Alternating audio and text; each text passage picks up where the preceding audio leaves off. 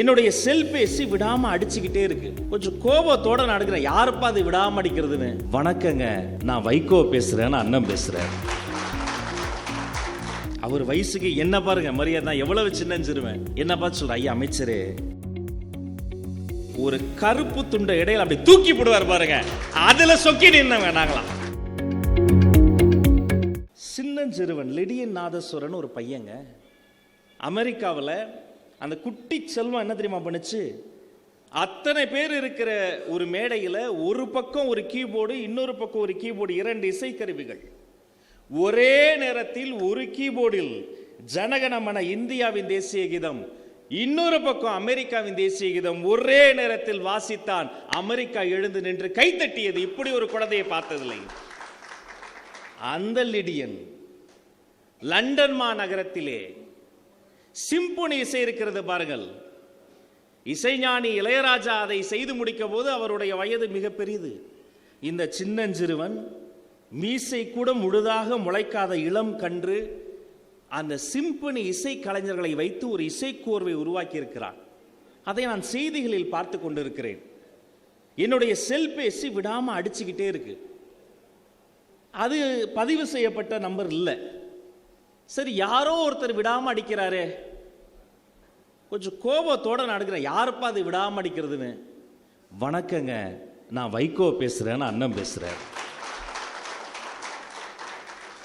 முதல் அழைப்பு.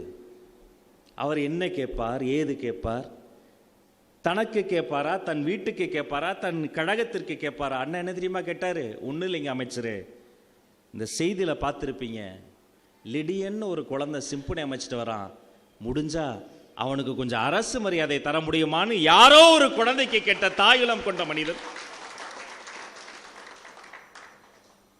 நான் சரிங்கய்யா, நான் பார்த்துட்டு பரிசீலிக்கிறேன் நினைப்ப வச்சுட்டு என் உதவியாளர்கள்ட்ட கேட்கிறேன், இப்படி ஒரு மனிதரா? அவங்க நம்பல, உண்மையிலேயே அவர் தான் பேசினாரா? அப்புறம் அந்த எண்ணை எடுத்து பதிவு பண்ணி பார்த்தாமா அவர் தான். ஒண்ணுமில்ல, கேட்டுட்டு வச்சுட்டார். இன்னொரு அழைப்பு. சரி, இந்த முறையாவது தனக்காக ஏதாவது கேட்பார். அவர் சொல்றாரு, ஐயா அமைச்சரே, அவர் வயசுக்கு என்ன பாருங்க மரியாதை, எவ்வளவு சின்னஞ்சிருவேன். என்ன பார்த்து சொல்ற, ஐயா அமைச்சரே, தென்னாட்டு பெர்னாட்சா பேரறிஞர் ஐயா அண்ணா அவர்களுக்கு ஒரு பிறந்த நாள் கொண்டாடணும், இன்ன தேதியில கொண்டாடணும், இது வள்ளுவர் கூட்டம்ல நடத்தினா சரியா இருக்குமா என்று இந்த எளியவனை பார்த்து அந்த பெரியவர் கருத்து கேட்கிறார் என்று சொன்னால், இவர் சிந்தையெல்லாம் தமிழ், இவர் எண்ணமெல்லாம் நாடு. தனக்கென வாழாது தமிழ், தமிழர் நலன், தந்தை பெரியார், அறிஞர் அண்ணாவை இரண்டு கண்களாக கொண்ட இந்த மாமனிதருக்காக தான் இந்த மேடைக்கு நான் வந்திருக்கிறேன். சாமி கும்புற என்பதுக்கு இல்லைங்க, கும்புற சாமி என்ற கொடுமைக்கு எதிராக முளைத்தவர் தான் பகுத்தறிவு தந்தை பெரியார். காங்கிரஸ் பேரியக்கத்தில் பிணக்கு விலகி வந்தவுடன் ஒரு ஒலி ஆங்கிலத்தில் ஒலித்தது, அது ரிவோல்ட். அத்தனை சகோதரர்கள் அருமையாக கிரானாலஜிக்கல் ஆர்டர்ல சொன்னாங்க, வரிசை கிரகமாக. பின்பு தமிழில் ஒரு ஒலி, பகுத்தறிவு ஒலி, அது குடியரசு. பின்பு ஜனசக்தி. பின்பு கையெழுத்து பிரதியாக ஆரம்பித்தது மாணவநேசன். பின்பு திராவிட கொள்கையாக உருவானது முரசொலி. ஆரம்பித்தவர் முத்தமிழறிஞர் டாக்டர் கலைஞர். அவரோடு அரசியலில் எங்களுக்கு 1000 பிணக்கு இருக்கிறது. ஆனால் பத்திரிகை வரலாற்றை அவர் பேர் சொல்லாமல் நாம் பேசவே முடியாது. அதுதான் உண்மை. பத்திரிகை உலகத்தினுடைய மிகப்பெரிய ஒரு விழிமைகளை அவர் உண்டு வாழ்ந்தவர். அதன் பிறகு பொது உடைமை தோழர்களுக்காக தீக்கதிர், தாமரை. இந்த வரிசையில் 30 ஆண்டுகளுக்கு முன்பு ஒரு ஒலி, எங்கு செல்வோம், எப்படி செல்வோம், என்ன திசையில் செல்வோம் என்று அந்த ஒலிக்கு தெரியாது. ஆனால் தாயுளம் கொண்ட அந்த மனிதரின் நெஞ்சில் சூழ்கொண்டு கருவாகி உருவாகி இந்த பூமியில் பிறந்து தாயகம் அலுவலகத்தில் அது தவழ்ந்து தமிழ்நாடு முழுக்க நடைபயணத்தில் நடைபயிற்சி செய்து சிறைச்சாலை எனக்கு பூஞ்சோலை என்று சிறைச்சாலை எங்கும் ஓடி, இன்று தமிழனுக்கு என்று ஒரு நாடு இல்லை, தமிழன் இல்லாத நாடே இல்லை, 196 நாடுகளில் வாழுகிற உலக தமிழர்களின் உள்ளங்களிலும் இல்லங்களிலும் சுதந்திர உணர்வை பாடி திரைக்கடல் ஓடி திரவியம் தேடி அது ஓடியது, அது பாடியது. இன்றுதான் அந்த சங்கொலிக்கு 200 வயது கூடியது. இந்த குட்டி குழந்தை இன்று 30 தொட்டு இருக்கிறது. இந்த வாய்ப்பை பயன்படுத்தி நம்ம தோழர்களுக்கு நான் சொல்வது ஒன்றுதான், இதை வாங்கி நீங்க வாசிங்க, கட்டாயமா வாசிங்க. சமகால அரசியலுக்கு, சமூக நீதிக்கு, நல்ல தமிழுக்கு, நாகரீக அரசியலை கற்றுக்கொள்வதற்காக கட்டாயமாக நீங்கள் சங்கொலியை வாங்கி வாசியுங்கள். அனைத்து கட்சி தோழர்களும் நீங்க வாசிக்கணும்.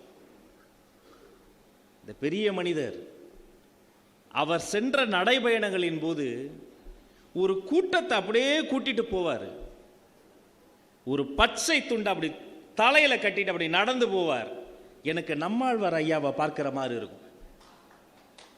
மேடையிலே, போராட்ட களத்திலே, ஒளிவாங்கி ஒளிபெருக்கி அருகே மனித தலைகள் மட்டும் தெரிகிற அலை கடல்களை போல கூடியிருக்கிற மக்கள் திரள் முன்னால் அப்படி பேசுகிற போது பச்சை துண்டல்ல, அந்த பகுத்தறிவினுடைய நீட்சி ஒரு கருப்பு துண்டை இடையில அப்படி தூக்கி போடுவார் பாருங்க. அதுல சொக்கி நின்னவங்க நாங்களாம்.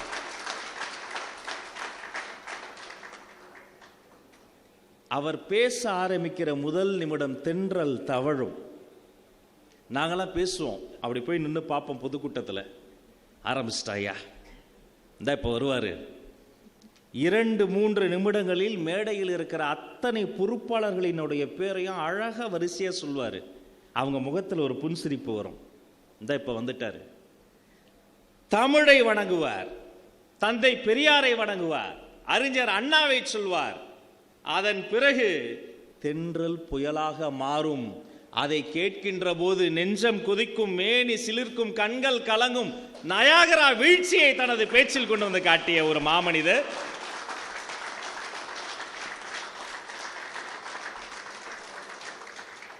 ஐயா பேசும்போது தமிழ்கடல் நெல்லைக்கண்ணன் ஐயா பேரை சொன்னீங்க. டக்குனே ஒரு நொடி என் கண்ணு கலங்குச்சு. ஒரு எளிய வீட்டு பிள்ளைனா இது மாதிரி சின்ன சின்ன மேடைகள், தமிழ் மன்ற மேடைகளில் பேசி வளரும்போது நான் ஒரு ஸ்லோ லேர்னர், மெல்ல கற்கும் குழந்தை. எனக்கு படிப்பு ரொம்ப கஷ்டப்பட்டு தான் வரும். இன்னைக்கு நான் பள்ளிக்கல்வித்துறை அமைச்சர் ஆன பிறகு என் அதிகாரிகளிடம் முதல்ல சொன்னது தெரியுமா, இவர் படிக்கிற பையன், இவர் படிக்காத பையன் அப்படி சொல்லாதீங்க. அவர் மெல்ல கற்கும் குழந்தை கூட சொல்லாதீங்க, தன் வேகத்தில் கற்கும் குழந்தை. அந்த குழந்தை ஒரு வேகத்தில் கற்கும். அவங்களையும் அரவணைச்சு நம்ம சொல்லித் தருவோம். அப்படிப்பட்ட சூழல் வளர்ந்து வருகிற பொழுது ஒரு தொலைக்காட்சி, விஜய் தொலைக்காட்சியில் தமிழ் பேச்சுங்கள் முற்றும் நிகழ்ச்சியில் நான் பங்கெடுக்க போன போது அங்கே நடுவராக வந்தவர் தமிழ்கடல் நெல்லைக்கண்ணன் ஐயா. 2 சீசன்ல அவரோடு பேசக்கூடிய பெரும் வாய்ப்பு.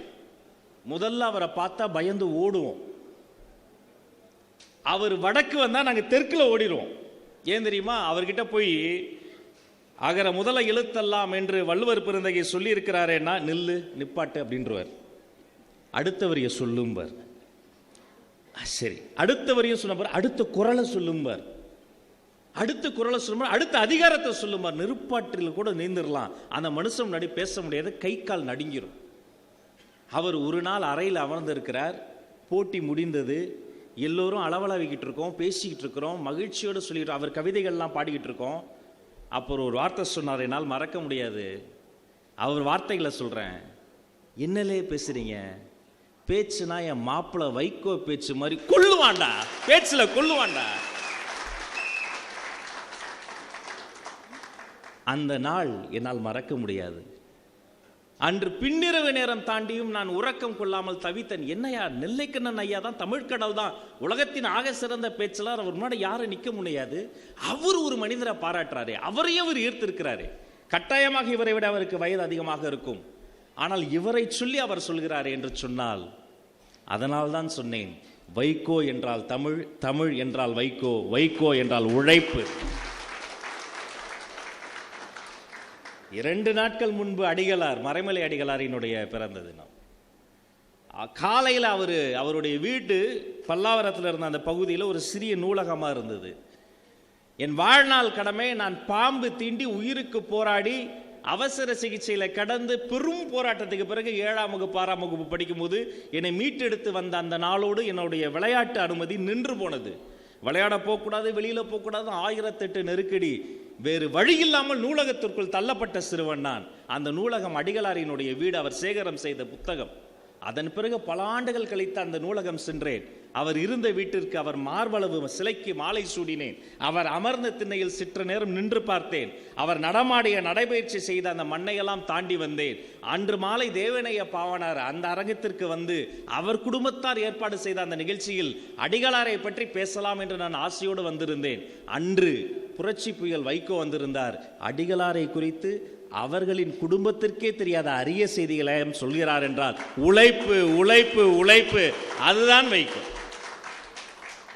இன்று புதிதாக பேச போகிற இளைஞனை போல, இன்று புதிதாக பேச்சு போட்டியில் பேச போகிற மாணவனை போல ஒவ்வொரு மேடையும் ஒவ்வொரு பேச்சையும் நன்கு தயாரித்து அந்த கருத்துக்களை மக்கள் கேட்கும் வகையில் சொல்லக்கூடிய ஒரு பிதா மகனே, பீஷ்மனே, எங்கள் தலைமகனே, தமிழ்த்தாயினுடைய செல்வ திருமகனே, நீ 100 ஆண்டு காலம் வாழ வேண்டும்.